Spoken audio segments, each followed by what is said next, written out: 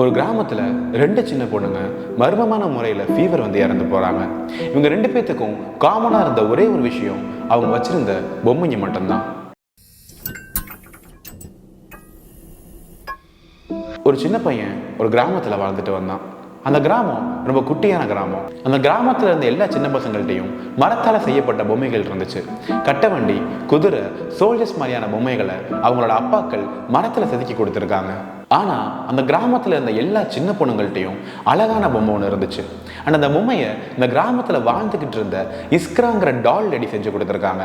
And அவங்க எல்லா பொண்ணுங்கள்ட்டையும் இந்த பொம்மை இருக்கணும் அப்படிங்கிறதுல உறுதியாக இருந்திருக்காங்க. இஸ்க்ராவோட கணவர் ஒரு ஃபார்மர். அவர் உயிரோடு இருந்த வரைக்கும் இந்த கிராமத்திலேயே செழிப்பான ஆளாக இருந்தார். இஸ்க்ராவுக்கு குழந்தைங்களே கிடையாது. ஆனால் அந்த கிராமத்தில் இருந்த எல்லா குழந்தைங்களையும் தன்னோட குழந்தைங்க நினச்சி நேசித்தாங்க. எல்லா சின்ன பொண்ணுங்களோட 6வது பிறந்த நாள் அப்போ இஸ்க்ரா அவங்களுக்கு ஒரு அழகான பொம்மையை ப்ரெசென்ட் பண்ணுவாங்களாம். தூரத்து டவுனில் உள்ள பெஸ்ட் குவாலிட்டி டால்ஸை வாங்கிட்டு வந்து அந்த டால்ஸுக்கு ஆசையாக இவங்களே ட்ரெஸ் தப்பாங்களாம். ரொம்ப வருஷத்துக்கு இந்த கிராமத்தில் இந்த சின்ன பொண்ணுங்களுக்கெல்லாம் இஸ்க்ராவையும் அந்த பொம்மைகளையும் ரொம்ப பிடிச்சிருந்துச்சு. ஆனால் இந்த விஷயம் ரொம்ப காலத்துக்கு நினைக்கல. கிளாவ்டியான்ற சின்ன பொண்ணுக்கு அவரோட 6வது பிறந்த நாள் அப்போ இஸ்க்ரா ஒரு பொம்மை செஞ்சு தரா. அந்த பொம்மைக்கு பெரிய கண்ணாடி கண்கள் இருந்துச்சு. அண்ட் அது ஒரு கிரீன் கலர் ட்ரெஸ் போட்டிருந்துச்சு. மித்த சின்ன குழந்தைங்க மாதிரியே கிளாவ்டியாவும் இந்த பொம்மையை அவள் போகிற இடத்துக்கு எல்லாம் எடுத்துகிட்டு போறா. கிளாவ்டியாவோட பிறந்த நாள் முடிஞ்சு சரியா ஒரு வாரத்துக்கு அப்புறமேட்டு இந்த சின்ன பையனும் மித்த குழந்தைங்களும் வயலில் விளையாண்டுட்டு இருக்கும்போது கிளாவ்டியா மயக்கம் போட்டு விழுவுறா. எல்லா குழந்தைங்களும் சேர்ந்து முடிஞ்ச அளவுக்கு கிளாவ்டியாவை சீக்கிரமாக அவளோட பேரண்ட்ஸ் கிட்ட கூட்டிகிட்டு போகிறாங்க. அதுக்கப்புறம் ஒரு டாக்டர் வந்து கிளாவ்டியாவை செக் பண்ணிவிட்டு அவளுக்கு மோசமான ஃபீவர் இருக்கிறதா சொல்கிறாரு. அந்த டாக்டர் சொன்னது கரெக்ட் தான். ஏன்னா அந்த ஃபீவர் வந்து கொஞ்ச நாள்லேயே கிளாவ்டியா இறந்து போயிடுறா. கிளாவ்டியா இறந்துட்டான்ற விஷயம் ஊரில் பரவுறதுக்கு முன்னாடியே கிளாவ்டியாவோட அம்மா ஓடி போய் இஸ்க்ரா கிளாவ்டியா கொடுத்த பொம்மையை இஸ்க்ரா வீட்டோட கதவுல தூக்கி எறிஞ்சிடுறாங்க. இதுக்கப்புறம் அவங்க கத்திட்டு புலம்பனபடியே அழுகுறாங்க. அவங்க அந்த பொம்மை தான் அவங்களோட பொண்ணை கொண்டுட்டதாகவும் இஸ்க்ரா அந்த பொம்மையில் ஒரு பொல்லாத சாபம் விட்டதாகவும் சொன்னாங்க.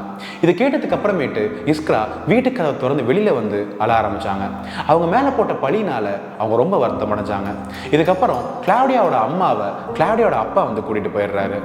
கிராமத்தில் இருந்த எல்லாருமே கிளாவ்டியாவோட அம்மா ரொம்ப துக்கம் அடைஞ்சதுனால தான் அந்த கோவத்தை இஸ்க்ரா மேலே காட்டினதா ஒத்துக்கிட்டாங்க.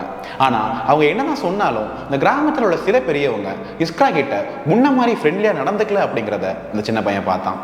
கொஞ்சம் மாதம் போச்சு. ஆனால் அந்த சின்ன பையனோட தங்கச்சி நிக்காவுக்கு பர்த்டே நெருங்குச்சு. கொஞ்ச நாளைக்கு இஸ்க்ராவை அந்த கிராமத்தில் இருந்தவங்க யாராலையும் பார்க்க முடியல. அண்ட் அது ஏன் அப்படின்னு நிக்காவோட பர்த்டே வந்தப்போ தான் தெரிஞ்சுது. அந்த சின்ன பையன் அது வரைக்கும் பார்த்ததுலேயே ரொம்ப அழகான பொம்மையை இஸ்க்ரா அவனோட தங்கச்சி நிக்காவுக்கு ப்ரெசென்ட் பண்ணியிருந்தா. அந்த பொம்மைக்கு ப்ளூ கலரில் பெரிய கண்கள் இருந்துச்சு. அண்ட் அந்த பொம்மைக்கு ரொம்ப டீட்டெயில்டான ஒரு ப்ளூ கலர் ட்ரெஸ்ஸை இஸ்க்ரா செஞ்சுருந்தாங்க.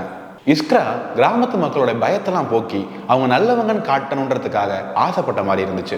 அவங்க அதை ப்ரூவ் பண்ணுறதுக்காகவே அந்த பொம்மையில் ரொம்ப எஃபர்ட்டும் டைமும் போட்டு பண்ணியிருந்தாங்க. அந்த பையனோட தங்கச்சிக்கு பர்த்டே முடிஞ்சு சரியா 2 வாரத்துக்கு அப்புறமேட்டு அவர் ஒரு ஃபீவர் வந்து இறந்து போறா. இதுக்கப்புறம் அவரோட அப்பா ரொம்ப துக்கம் அடைஞ்சு ஆல்மோஸ்ட் 2 நாளைக்கு நிக்கா யூஸ் பண்ண அந்த பொம்மையை வச்சுட்டு அழுதுட்டு வீட்டிலே இருந்துட்டாரு. அதுக்கப்புறம் அவர் இஸ்க்ராவை பார்க்கறதுக்கு கிளம்புனாரு. அப்போ அந்த பையனுக்கு கிளாவ்டியாவோட அம்மாவை பார்த்த மாதிரியே இருந்துச்சு. இந்த பையனோட அப்பா கத்தி இஸ்க்ராவை திட்டி காரி துப்பிடுறாரு. அதுக்கப்புறம் இஸ்க்ரா நிக்காக்கு கொடுத்த பொம்மையை எடுத்து இஸ்க்ராவோட வீட்டு கதவுல தூக்கி எறிஞ்சிட்டு அவ ஒரு சூனியக்காரி அப்படின்னும் அவ இந்த பொம்மையில சாபம் விட்டு தான் நிக்காவை கொண்டுட்டதான் சொல்லி கத்துறாரு. இஸ்க்ரா அழுதுகிட்டே அவங்க இன்னசென்ட் சொல்ல ட்ரை பண்றாங்க. ஆனா அதை யாருமே கேட்கல. கொஞ்ச நேரத்துக்கு அப்புறமேட்டு இந்த சின்ன பையனோட அப்பாவை அந்த கிராமத்தில் ஒரு டாக்டர் வந்து இழுத்துட்டு போயிடுறாரு. இஸ்க்ராவும் முன்ன மாதிரியே அவங்க வீட்டுக்குள்ள போயிடுறாங்க. ஆனா இந்த தடவை இந்த விஷயம் அதோட முடியல. கிராமத்தில் இருந்த எல்லாருமே ஒருத்தவங்களா இஸ்க்ரா கொடுத்த பொம்மையை இஸ்க்ராவோட வீட்டு வாசல்லே தூக்கி எறிஞ்சாங்க. அந்த சின்ன பையன் அந்த பொம்மைகள்லாம் இஸ்க்ராவோட வீட்டு வாசல்ல குமிஞ்சிருந்ததை பார்த்தான். 20 வருஷமா இஸ்க்ரா கொடுத்த எல்லா பொம்மைகளையும் அந்த கிராமத்து மக்கள் திருப்பி கொடுத்துட்டாங்க. இஸ்க்ரா அவ வீட்டு வாசலில் இருந்த பொம்மைகள்லாம் உள்ளே எடுத்துட்டு போனதை கிராமத்து மக்கள் யாரும் பார்க்கல. ஆனா அடுத்த நாள் அந்த பொம்மைகள்லாம் அங்க இல்லை.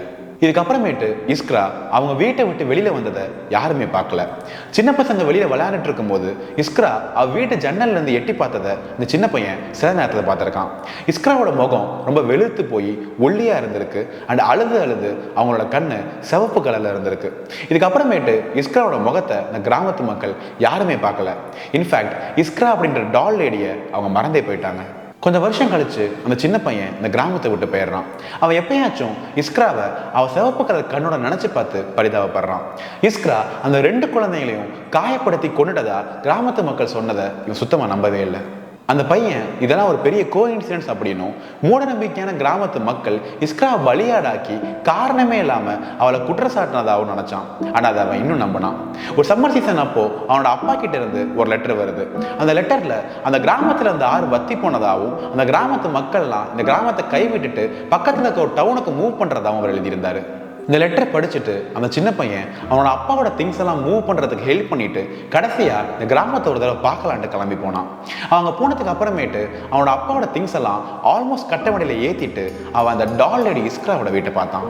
அந்த வீரோட ஜன்னல்லாம் உடஞ்சி போய் கூரையெல்லாம் ஓட்டையா இருந்துச்சு.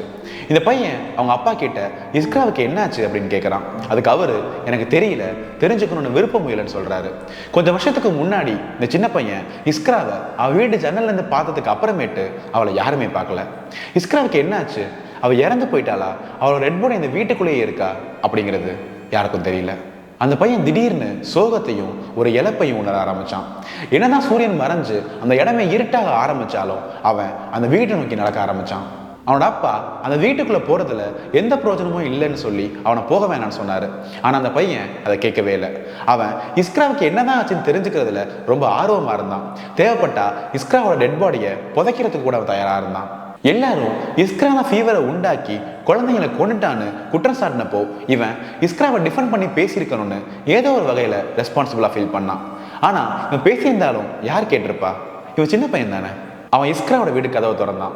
உள்ள ஒரு இருட்டாக இருந்துச்சு. அந்த இடம் தூசியாக இருந்தது மட்டும் இல்லாமல் அந்த வீடு முழுக்க சிலந்திகள் கூடு கட்டி இருந்துச்சு. அவனுக்கு அழகி போன கறி ஸ்மெல் லைட்டாக வந்துச்சு. ஆனால் கிரவுண்ட் ஃப்ளோரில் சில சேர்ஸையும் ஸ்டவ்வையும் தவிர பெருசாக எதுவும் இல்லை. இவன் மாடிப்படி கட்டி ஏற ஏற அந்த கறியோட ஸ்மெல் ரொம்ப பலமாக வீச ஆரம்பிச்சிருக்கு. இஸ்க்ராவோட அழுக்கான பெட்டை இவன் நெருங்க ரொம்ப பயப்பட ஆரம்பிக்கிறான். அங்கே தான் இஸ்க்ராவோட டெட் பாடி இருக்கும் அப்படிங்கிறதுல இவன் ஆல்மோஸ்ட் உறுதியாக இருந்தான். இஸ்க்ராவும் கண்டிப்பாக கிளாவ்டியா நிக்கா மாதிரியே உடம்பு சரியில்லாமல் போய் பெட்லேயே இறந்துருக்கணும்னு இவன் நினச்சான். அவன் பெட்டுக்கு பக்கத்தில் போனதுக்கு அப்புறமேட்டு அந்த பெட்டு காலியாக இருந்துச்சு அப்படிங்கிறது தெளிவாக தெரிஞ்சுது. அந்த பெட்டில் இருந்த பெட்ஷீட் நல்லா மடித்து வைக்கப்பட்டிருந்துச்சு. அண்ட் அங்கே இஸ்க்ரா இருந்ததுக்கான எந்த ஒரு அறிகுறியும் இல்லை. ஒருவேளை அவங்க இந்த கிராமத்தை விட்டு போயிருக்கணும். மேபி யாருமே பார்க்காத ஒரு நாள் நைட் அப்போ பதுங்கி அவங்க அந்த கிராமத்தை விட்டு போயிட்டாங்களோ அப்படின்னு அவன் யோசிச்சான். இதுக்கப்புறமேட்டு அவன் படி இறங்கி கிரவுண்ட் ஃப்ளோர் போயிடலான்னு இருக்கும்போது அவன் ஆட்டிக்கு போகிற ஒரு ஏணியை கவனிச்சான். அவன் மேலே பார்த்தான். ஆட்டிக்கு போகிற ட்ராப் டோர் சாத்தி இருந்துச்சு.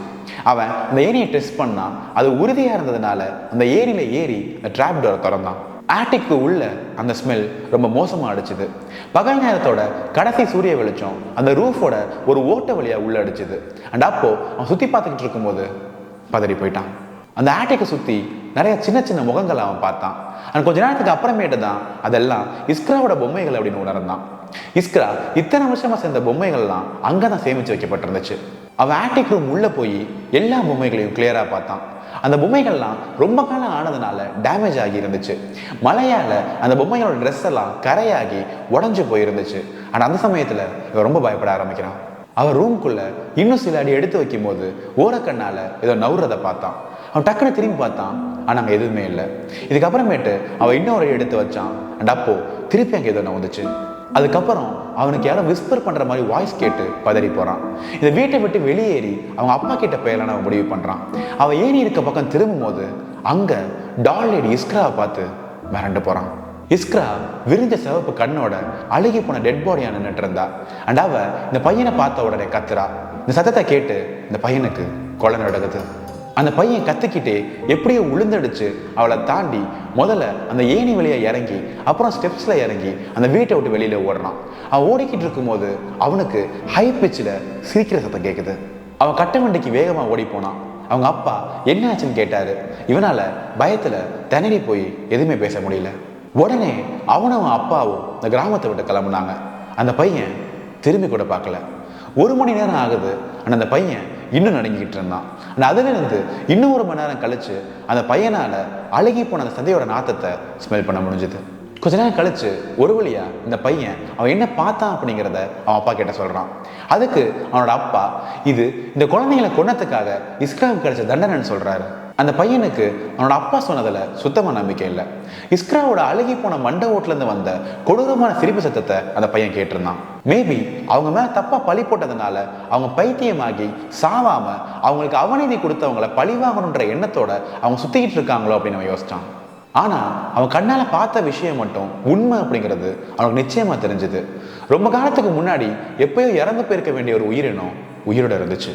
ரொம்ப காலத்துக்கு அப்புறம் அந்த பையன் வளர்ந்து அவனுக்கு குழந்தைங்களாம் பிறந்திருக்கு. ஆனால் அந்த பையன் இன்னும் அந்த குழந்தைங்களுக்கு பொம்மைகளை தரதில்லையா. இந்த வீடியோ பிடிச்சிருந்துச்சுன்னா லைக் அண்ட் ஷேர் பண்ணுங்க. மறக்காம உங்களோட ஒப்பீனியனை கமெண்ட்ல சொல்லுங்க.